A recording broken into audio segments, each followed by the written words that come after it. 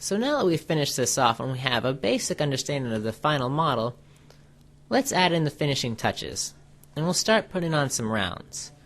So I want this to be really smooth in the corners here, so I'll add nice big rounds to that. And we'll start adding some rounds to the other corners.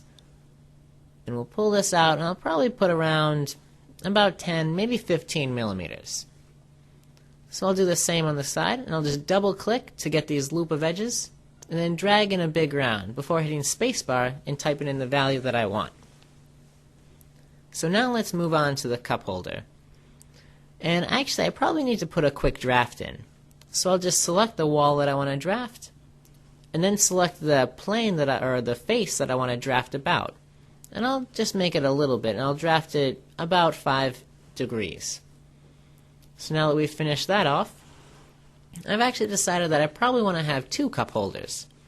So I'll just select those walls, and I'll alt-click this edge to specify the direction I want to copy this geometry. And I'll just drag it out before hitting spacebar and typing in a value. Probably about 130 would be enough. So now that we have our 2 cup holders, I'll add some rounded corners to them. And notice that when I select the corners on one edge, the rounds are created on the other one, because they're both members of a pattern. So now our design is looking a lot better. And the last thing I want to do is to shell this out, because I don't think I'm going to need all this extra material when I make my proposal, and I think it'll look better.